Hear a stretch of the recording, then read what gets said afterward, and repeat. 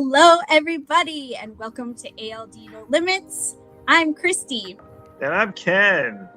Our guest this episode is Tyler. Welcome, Tyler, to No Limits.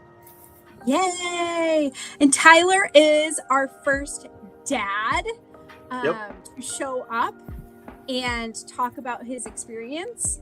And so we're excited about that. But first, Tyler, can you tell us a little bit about yourself outside of ALD? Who is Tyler? Who's your family? Share with us what you'd like. Sure. So I am currently living in Dallas. I am from Texas, was born in Texas.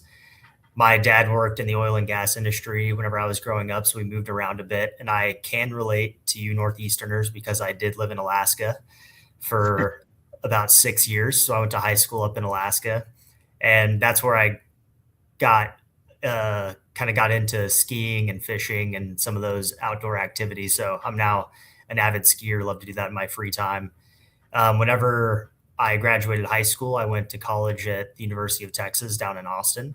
That's where I met my wife, Taylor. And something about the both of us is we are both huge college football fans, and we live and die by Saturdays in the fall, which has not been going so well lately, but we love where we went to school, follow them.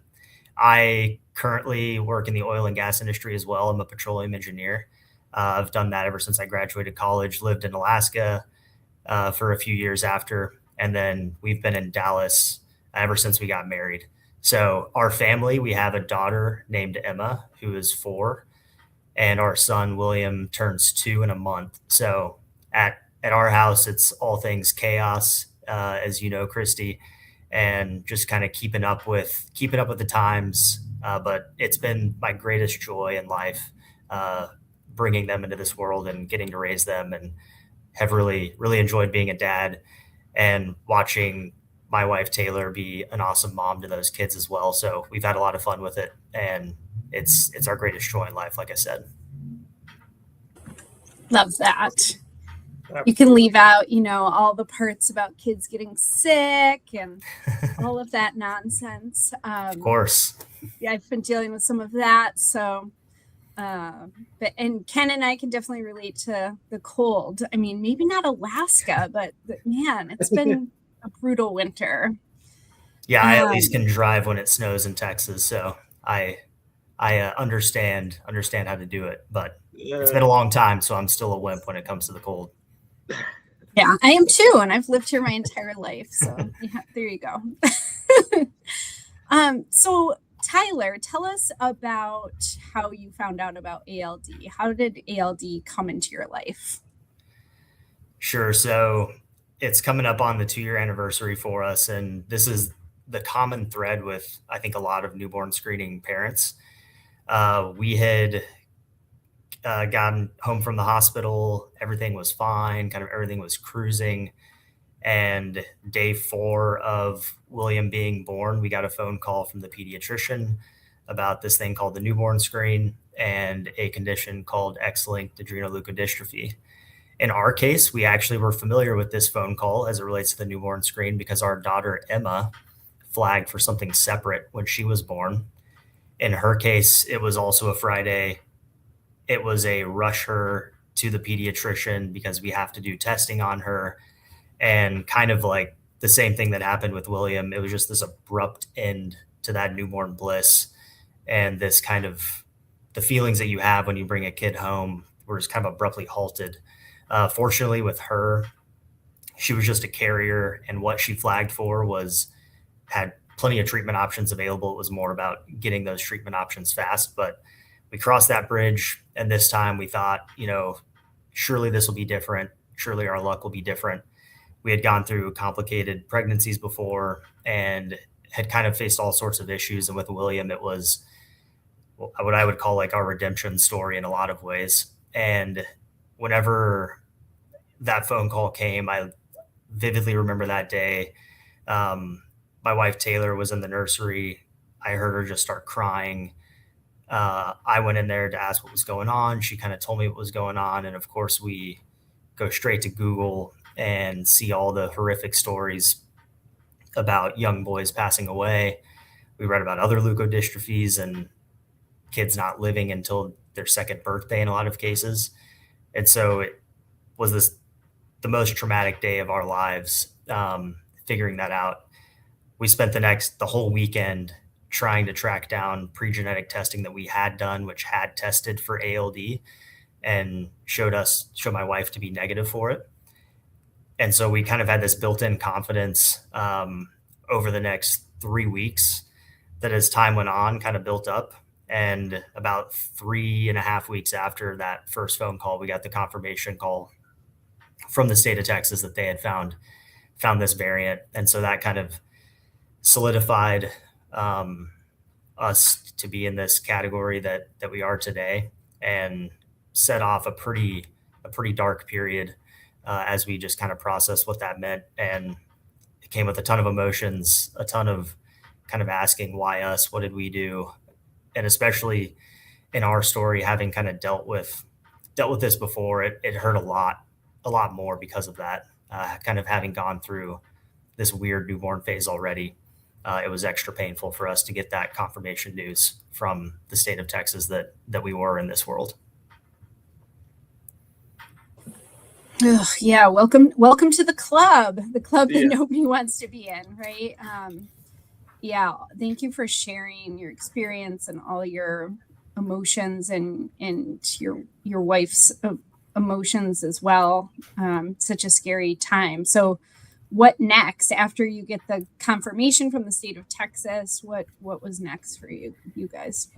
So I had a lot of connections start to pop up. I found that I had a mutual friend with Kathleen from ALD Connect who actually worked in the same office building as me. And I went to her and she was like, yeah, Kathleen's my cousin and you should definitely reach out to her. So I just started reaching out to Kathleen, and she was my first kind of talk you off the ledge conversation of telling me the story of her son and how he was doing fine. And she's the one that told me, you're going to hear all these scary statistics, but what you need to know is the odds are your son will not need a transplant. And you should not focus on the 1 in 3 chance. You should focus on the 2 in 3 chance. And so she was really uplifting to us to just talk through that. And then Christie was another that we got connected with and also gave us a great perspective on her journey with her son. And we got connected to Dr. Eichler, and we were in Dr. Eichler's office within 2 months of receiving this diagnosis, which to me kind of blew my mind in a positive way, that we were able to get in to see one of the best specialists in the world in that short of a period of time, who also reassured us, this is not a death sentence. This is not something that you need to have disrupt your life if you don't want it to. And so we kind of just jumped into the community and started talking to people and hearing these stories. And that brought us a lot of comfort. But at the same time, it was by far the darkest period of me and Taylor's marriage, of our individual lives. And it really was just a blur. Like, we were not finding joy in very many things.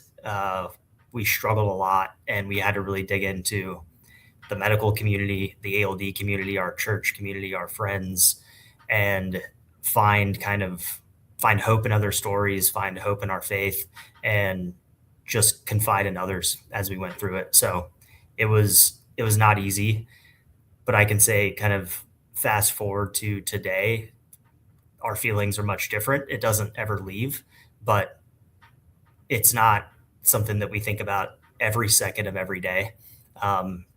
Maybe every hour of every day, but not every second of every day like we did at that time. So we got William established with CARE.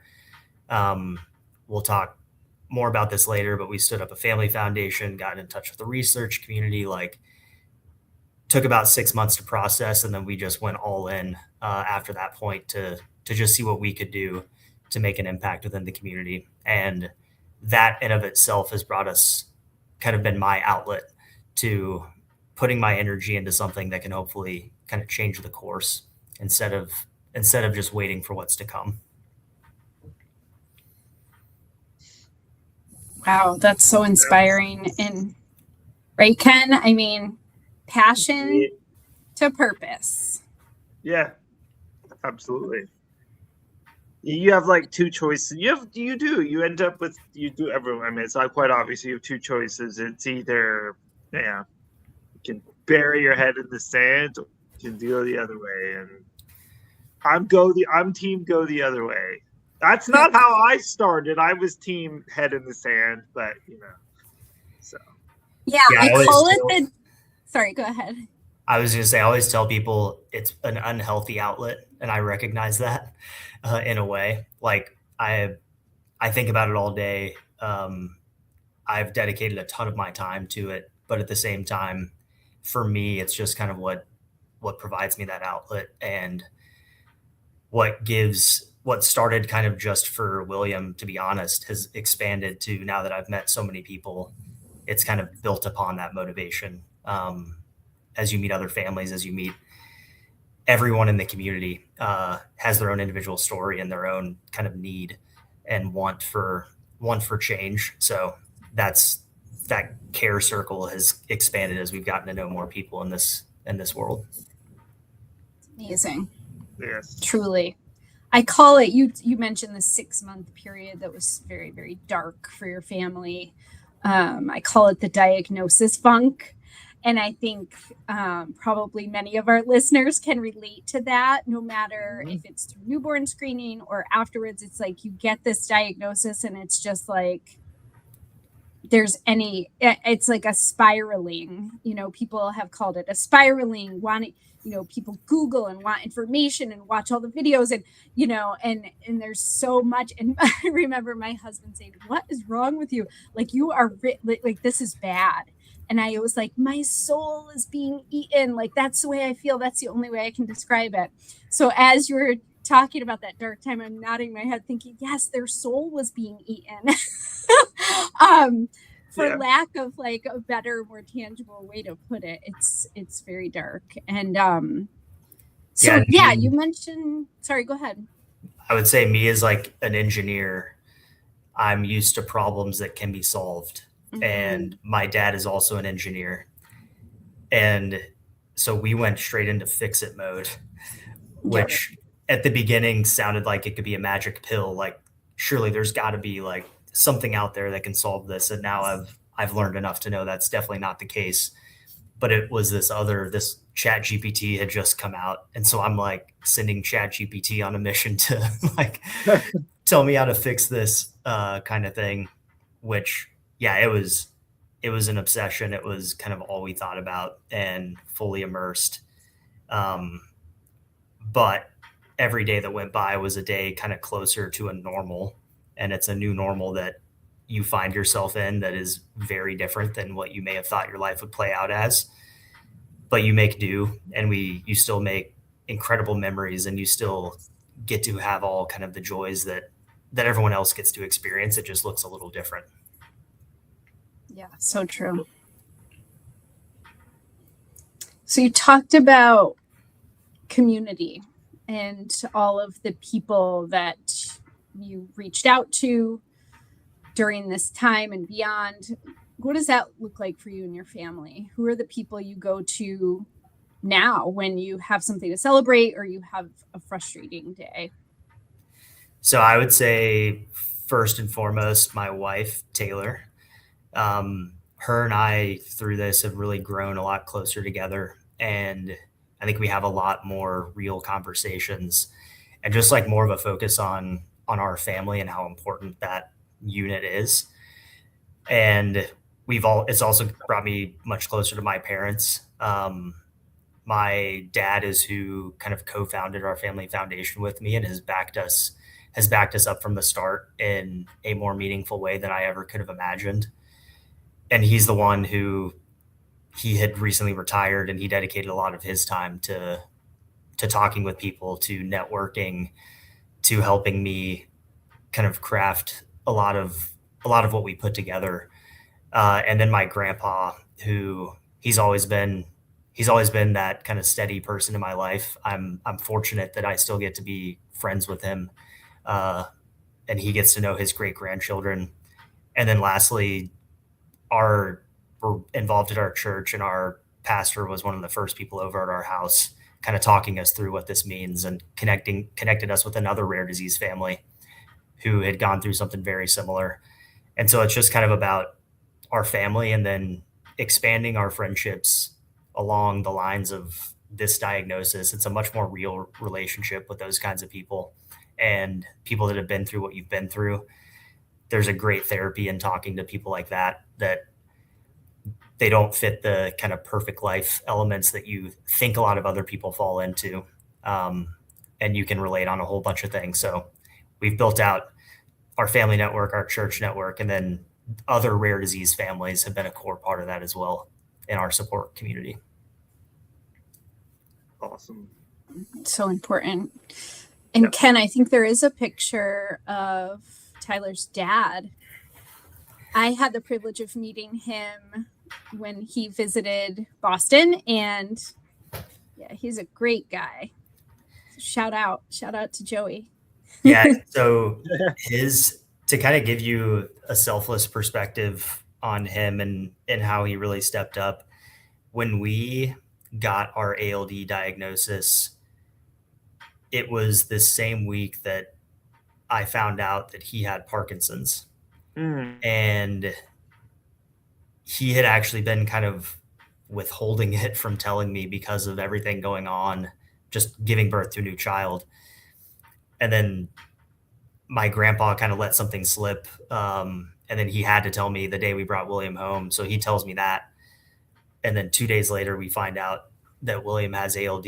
And despite, him entering into that community, into that world, his focus has 100% been on our son, his grandson, and doing everything he can to help us, to listen to us, to provide us connections, to post on LinkedIn once a month, kind of reaching out to his network, asking them to donate to ALD research. So he's been essential to this. And that's he and I up at the University of Minnesota at an ALD Connect meeting last May, where we presented to all the researchers from around the world a family perspective on ALD research and trying to create some urgency behind what the ALD patient and family community is looking for in trying to find an actual cure for this disease, and just trying to provide our own perspective on how we think we can get there. So he showed up, and he's been dealing with his own kind of medical journey throughout that, and has just meant so much to us. And William is very lucky to have him as his grandpa. Definitely. Love it. That is you've got, again, we talk to, people's support systems, but that's a big crutch right there. It looks like that's good to have. That's right. So you talked about the importance of research, and you shared that you kind of put your passion to purpose by creating a foundation. Do you want to tell us a little bit about that? Sure. So we kind of realized as we just started talking to all the doctors that there was just a lack of funding for research. And to me, the numbers were pretty shockingly low in terms of how much kind of the total ALD research funding gets every year. And once we talked to Dr. Eichler, we talked to Dr. Lund, we started talking to everyone, and we just saw a gap. And we felt that, we had a good network that we could go out to, paint a story, define a need, make a personal connection to it, and just try and change the dynamic when it comes to ALD research funding. So we sat and thought about it. That's one of the calls I made to my dad, saying, I don't care if it's for Parkinson's, I don't care if it's for ALD, but, we have a network, we have personal rare disease or disease stories, and we need to do something about one or both of them. And in his words, he said, Michael J. Fox has Parkinson's covered. So let's go after what I think there's actually real opportunity in, which is curing ALD. So we started Will to Cure ALD, And we both truly believe that through increased funding and strategy that we can bring more treatment options. And it's not just going to be through our foundation, it's through all these family foundations that are trying to raise money for research. But we truly believe that there can be more treatment options, that there is a lack of funding.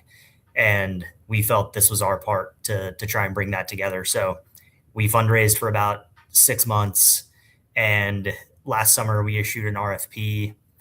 Through that meeting in May with ALD Connect, I got to know all the doctors at all 6 ALD Connect centers, and I saw strengths in every single one of them. And so rather than just funding 1 or 2 places, we made grants to all 6 of those centers, multi-year grants in some cases, and kind of picked from a list of projects what we think is most promising and what we think can bring potential therapies as fast as possible. And in a year, fundraised, sent grants, and now we're kind of in this sit back, wait and see mode as we watch those work and see what comes to fruition from that research. Very Incredible. cool. So awesome. powerful. Wow. It's exciting. Ken, did you have a question? Cut. Yeah, no, I was gonna no. I was gonna say, it's cool. You're not putting all your eggs in one basket, because it takes an army, and you're funding the army, and that's awesome.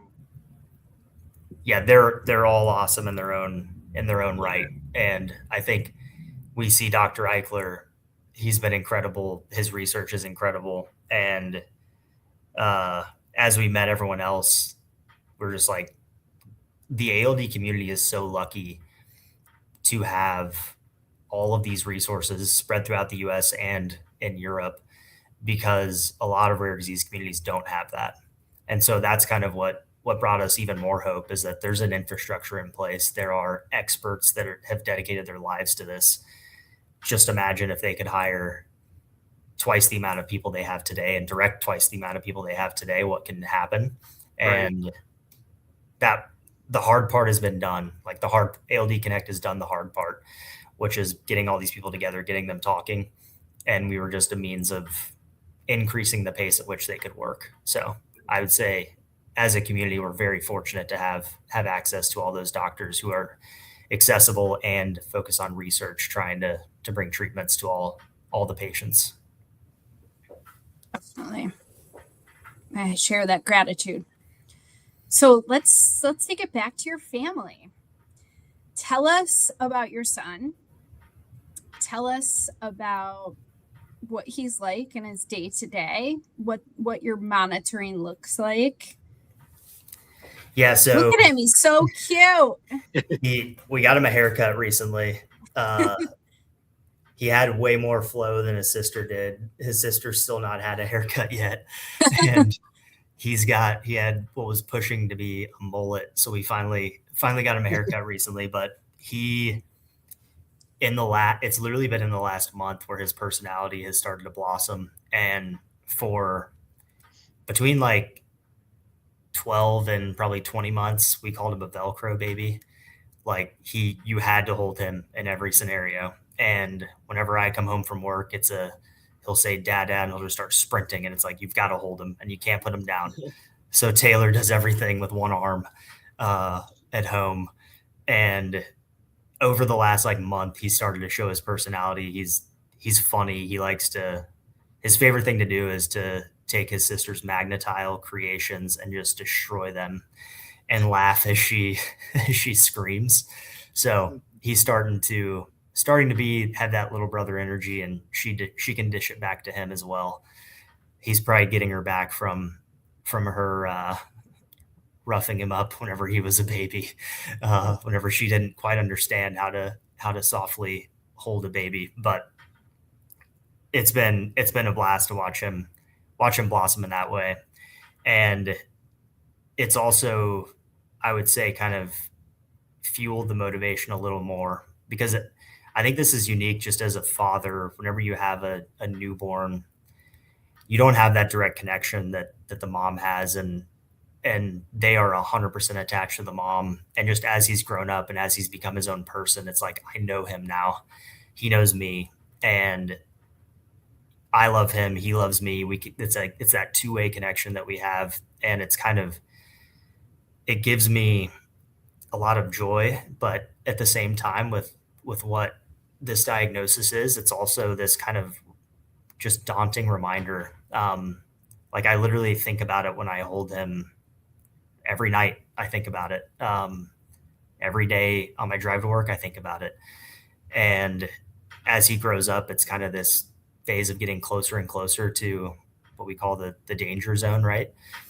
So it's kind of it's awesome that we're celebrating his second birthday. We're so lucky to have him, but it's just kind of in my mind, it's like 1 year closer to this danger window, which is hard. And it's this kind of stressor that increases as he grows up. But I think he's a cute kid. I know everyone thinks their kids are cute, but this is him at Christmas.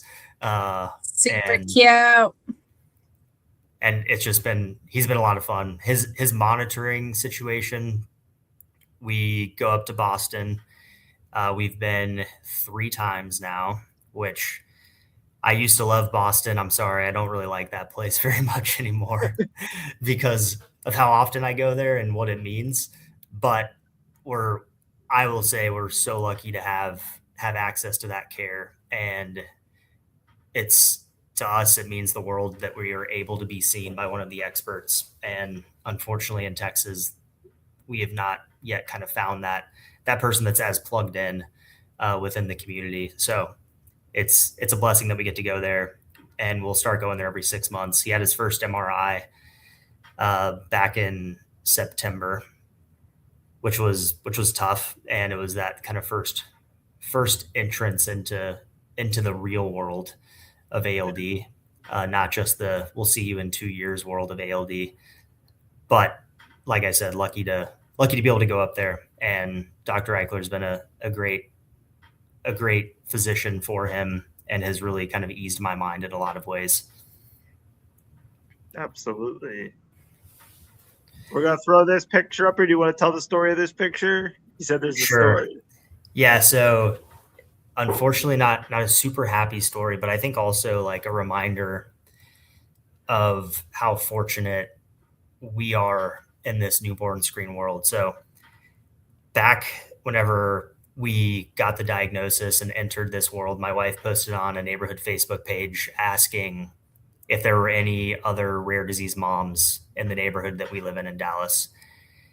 And she got a pretty quick response from a person that we knew saying she was a PT, and she said, an OT, who had worked with both of our kids. And she said, I think there's a mom in the community who had a son with ALD who passed away about 8 years ago.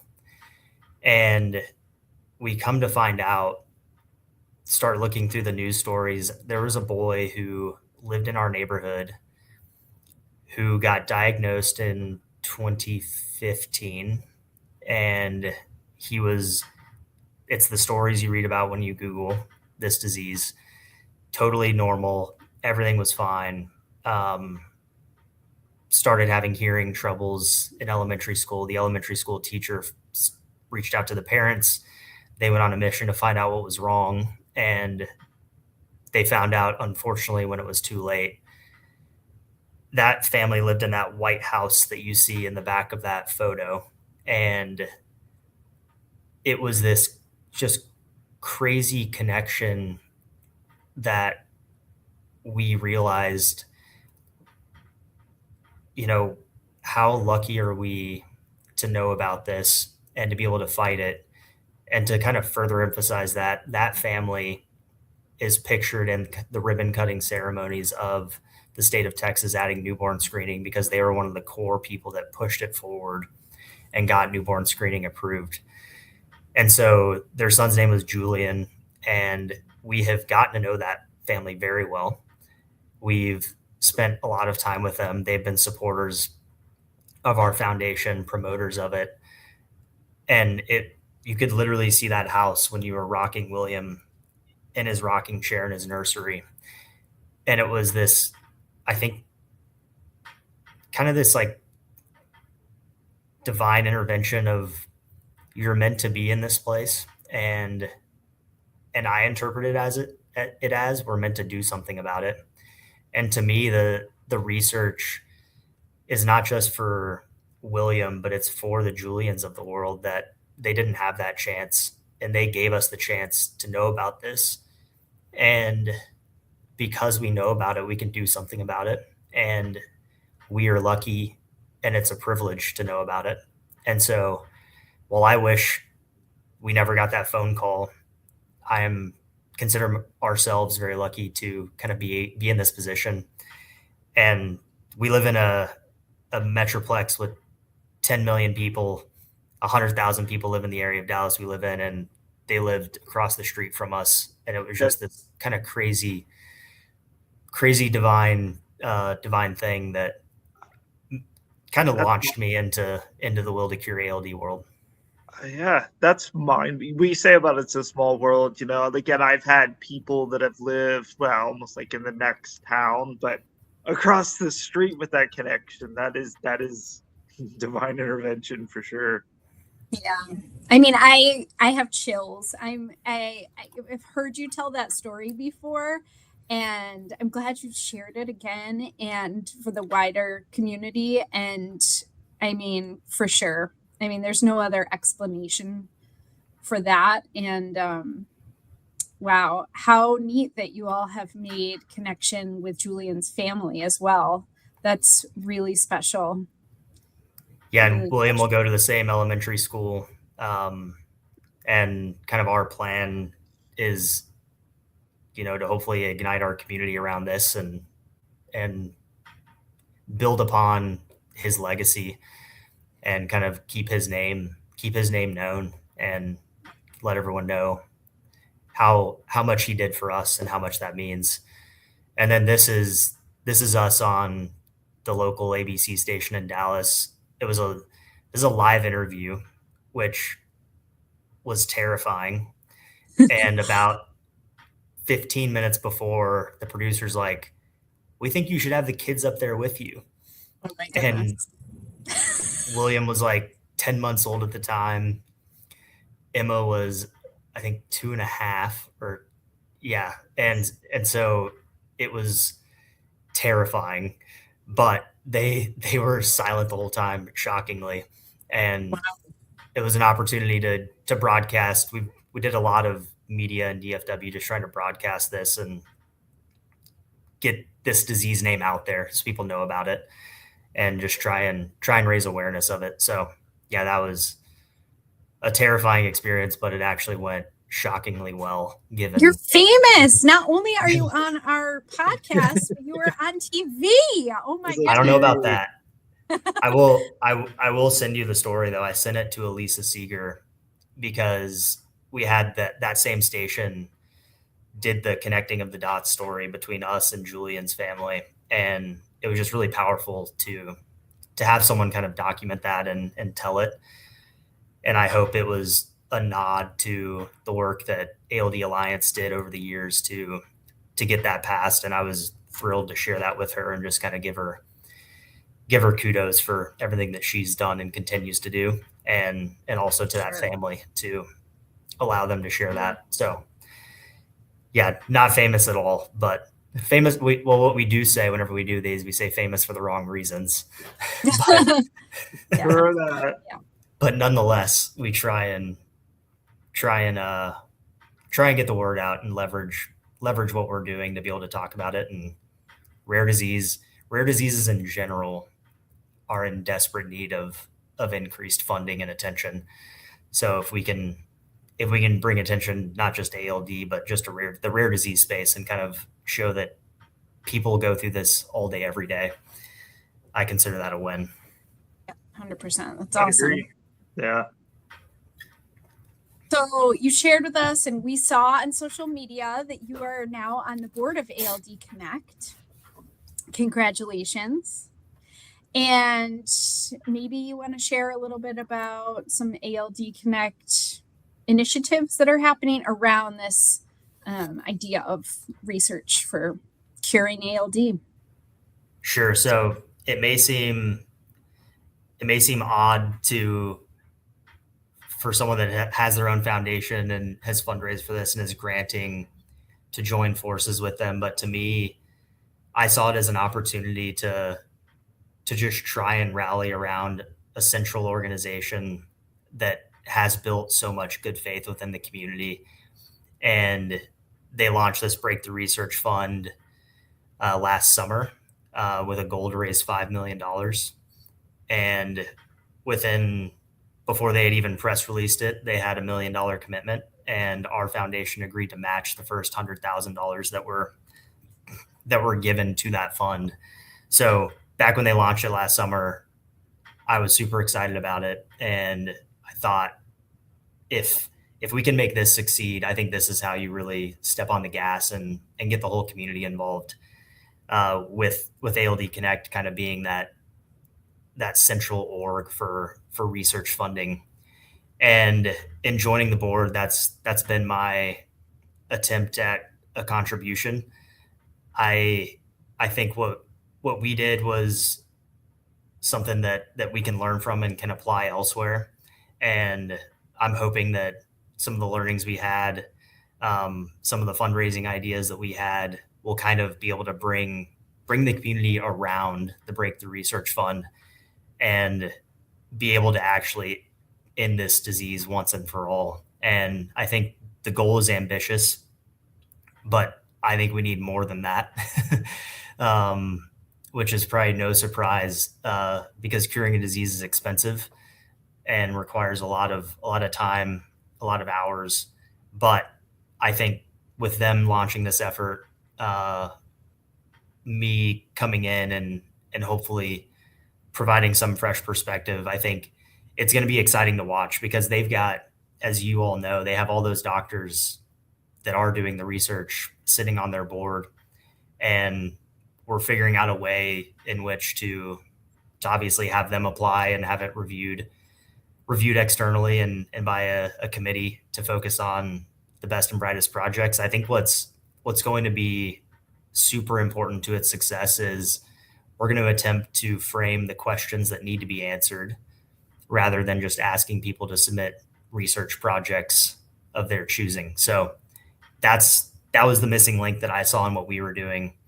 Was I'm not educated enough to be able to say what's needed to cure this disease, but I think we have the right people within the ALD Connect board, as well as the network itself, the patient community providing feedback. Those surveys are ultra important in prioritizing what research is done. So I think that's where the magic is within this Breakthrough Research Fund, is being able to provide support to the right places and the right ideas. And we're excited to support it. I'm excited to now join the board. And while research has been my focus, I think it's also been incredibly impactful to meet everyone else and to get more plugged in the community.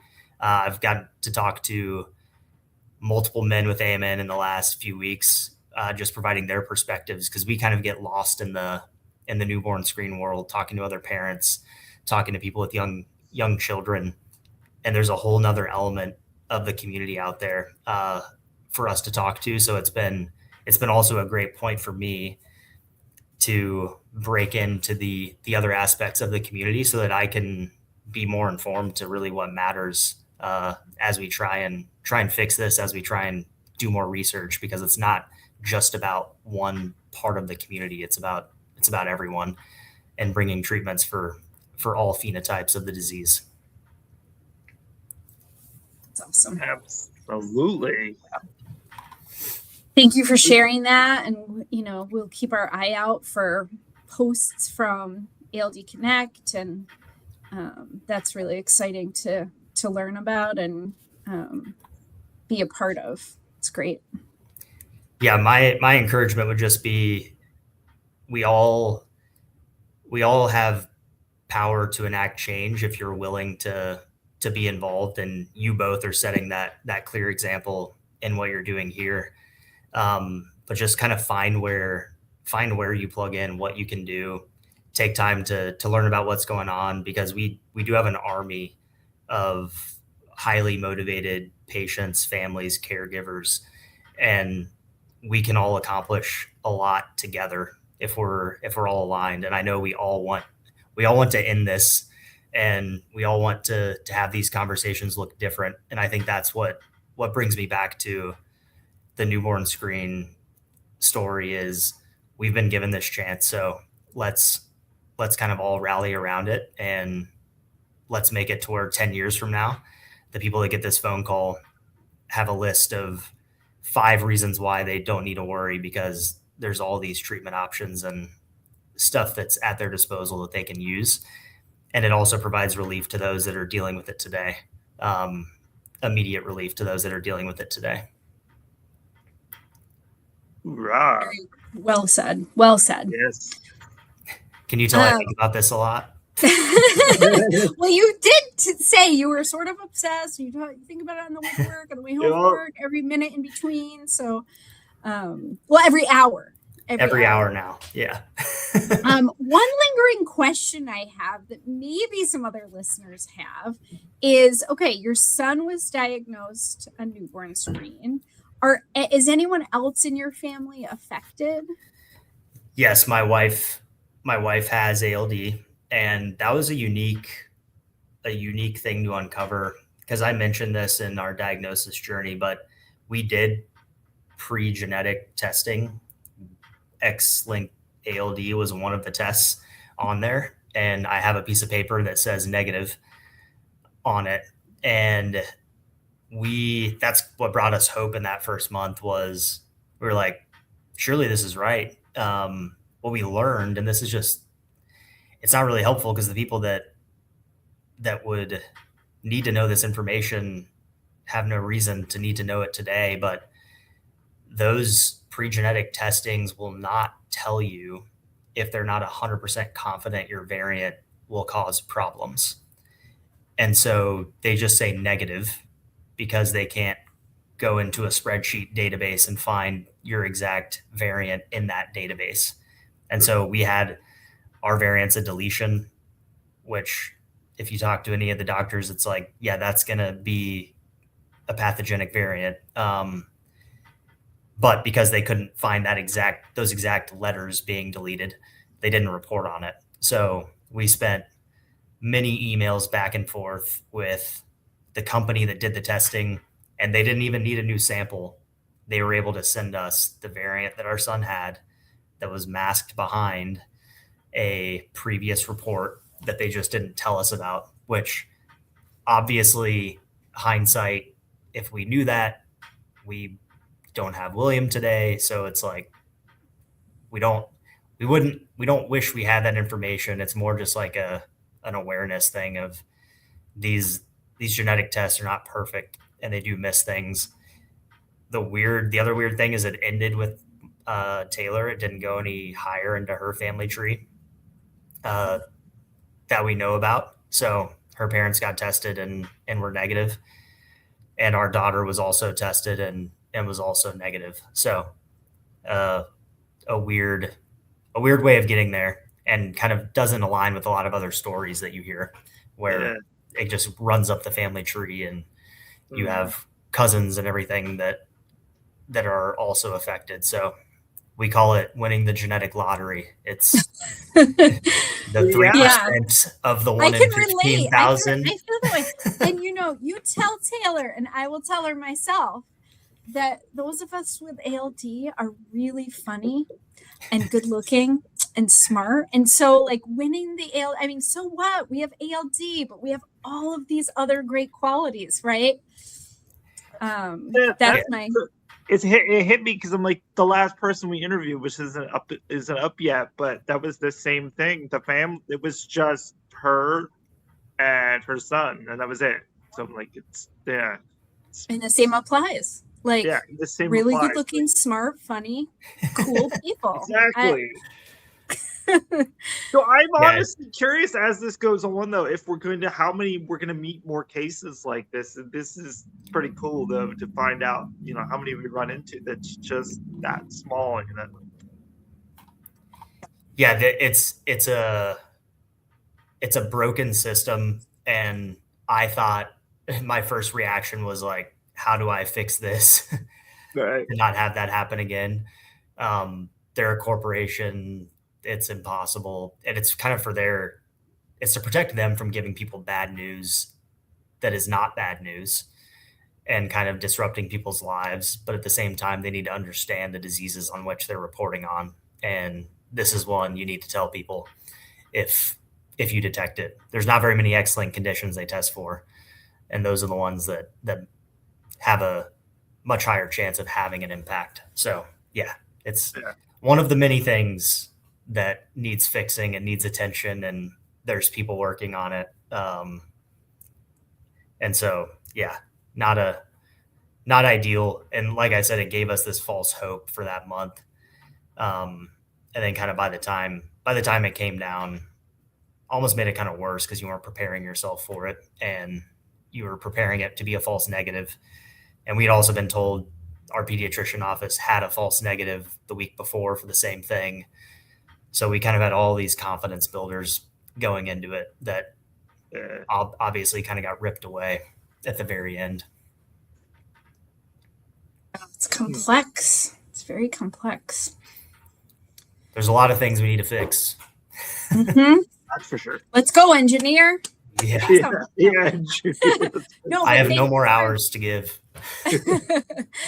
Thank you for bringing that piece to light, because I think it is something that a lot of people, creating families think about, and you've had the genetic test and we've done all this, and then you find out, you're a carrier, or, well, we don't say that in the ALD community anymore. You're a woman with ALD, that you've passed this along to your child, but you've had the genetic testing. So clearly there's, pieces broken in that system. So important to shed a light on for sure. All right. It's time, Ken. It's time for the $1 million question. Yeah. Go for it. Give it to Tyler. If you could live one day without ALD, what would you do? So I thought a lot about this because I'm providing you your first perspective, not as a patient, which is a very different perspective. And so I asked my wife, and she was like, I don't know, maybe enroll William in tackle football or hockey or something like that. But I know for her, she would not think about doctor's appointments. She would spend way less time on the phone, scheduling these things, figuring these things out, kind of being the quarterback at home that's planning all this. And my answer would be, I would free my mind of the consuming nature that is ALD. And I would just enjoy whatever else filled that gap and whatever other problems filled that gap, because I know that there would be problems, but I would just enjoy the lowering the severity of what's always on my mind, what I think about every hour of every day, and just kind of enjoy that piece, because it's something that I kind of crave as we talk about it. I'm sure everyone talks about it, the pre-ALD, like what were we worried about and what was consuming our minds that was our biggest worry, and what we would kill to go back to those days where this didn't exist. And so that's what I would do. I'd soak in the moment, enjoy the peace that would bring, and not just worry about this all day. Definitely. I hear you. Nope. That is a great answer. And I feel like although the concussions, I don't know. Yeah, that's what came up with that last person we interviewed too. I think that was their answer. So where we talked vaguely about they can play football, they don't need to worry. We're in Texas. It's a huge deal. Yeah. But actually, it's actually, Taylor would say it's like the perfect excuse, because we probably didn't want him playing football anyways. Yeah. And we're like, Dallas seems to create really good golfers. So we're going to put him in golf and see if Here you go. see if he can make a that. career out of that. It's more of a long-standing skill to have. So that's the bright side of not being able to play football. No But yeah. Friday night lights, but that's all right though. We'll golf. Yeah. I like it. We'll take it. That's not the worst thing. Yeah, for sure. Well, thanks so much for being with us this afternoon. I've really enjoyed the conversation. Have you, Ken? I have. Yeah, this is a great perspective. So if there's any other dads watching out there, we'd love to have you too. So let us know. And thanks to both of you for doing this. I know it formed at the annual meeting, and it's been awesome to watch it take off. And it's been great for me just to hear perspective from others and get to know their stories. And y'all are doing an amazing job of framing it, asking the right questions. So hats off to both of you for doing that. And thanks again, Christie, for being one of those early conversations for us and giving us the everything's going to be okay speech. I remember it. I remember it like it was yesterday. I was like, Taylor and Tyler, how cool is that? I thought they were I was like, what a cute couple. And I think Will was just a baby. And so, yeah, I'm glad we had the chance to talk then. And it's so awesome seeing all that you're doing in the ALD community now. And we look forward to all of there is to come with the research and Will and, seeing the possibilities of all of this. Yeah, so thank you both for the time. If you're a listener, make sure to subscribe and continue watching ALD No Limits. Thanks.